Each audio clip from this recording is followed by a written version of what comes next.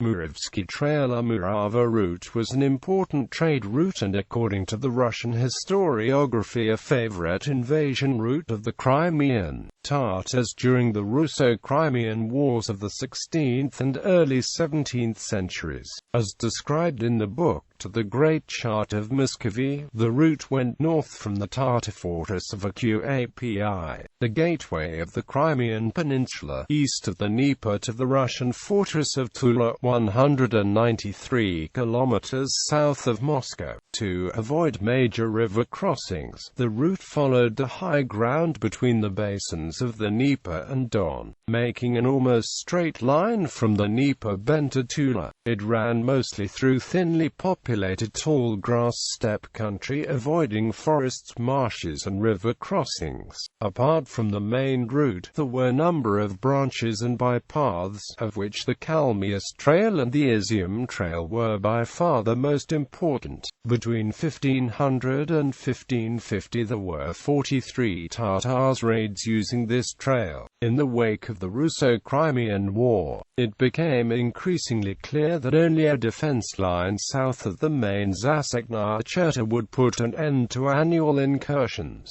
Such a chain of 11 forts and obstructions, the Belgorod defense line, was constructed at the behest of Boris Godunov, including, among other fortified settlements, the towns of Livny, Voronezh, Kursk, Yelets, Steppe, Valuiki and Belgorod. After this, the Tatars began avoiding this route. It later became a main route used by the Cossacks to raid the Crimea. Tactics: the Tatars preferred to invade at harvest time when forage was plentiful. Smaller raids were made in early winter when the rivers were frozen.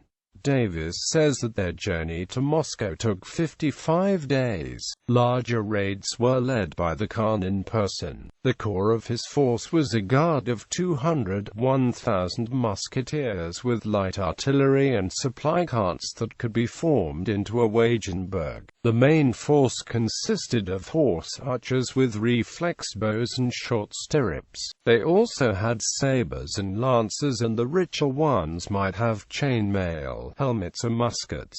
Each man took 1 or 2 spare horses. They carried few supplies, preferring to live off the land.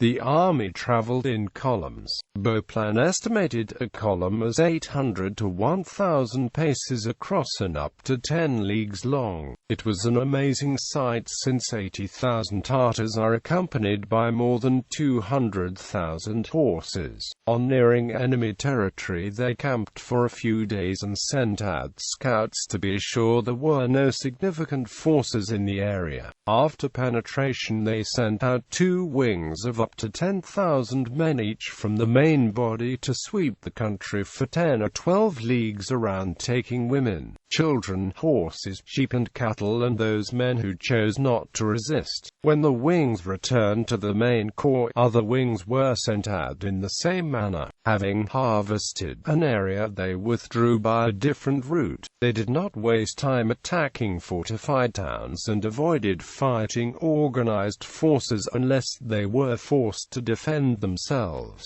The returning columns, laden with booty, were most vulnerable to counterattack. The need to guard and escort captives kept the ratio of captives to raiders to about 1 to 3. Individual Mirzas would lead smaller-scale raids with a few thousand men. They would send out scouts to look for enemy forces and capture prisoners for interrogation, and then sweep through an area 10 to 12 leagues broad, rendezvousing at a pre-arranged point each night. If attacked, they would split into bands of about 100 men and scatter in all directions, reuniting later. Route: according to Davies, the trail started at Perekop and ran northeast parallel to the Sea of Azov coast about 2/3 of the way, and then swung north along the watershed between the basins of the Dnieper River and Don.It. There it spread in 2 branches through what later became the Slobodka Ukraine, the branches rejoining at Steppe and Livny. From Livny it went directly north to Tula and crossed the Oka River at Serpukhov almost directly south of Moscow. In the spread-out section there were three branches. The western branch was the Muravsky proper, which ran northwest to about Valky and then northeast-west of Belgorod to Livny. The center or Muravsky Trail seems to have run directly north along the south-flowing part of the Don.It and joined the Muravsky at Steppe.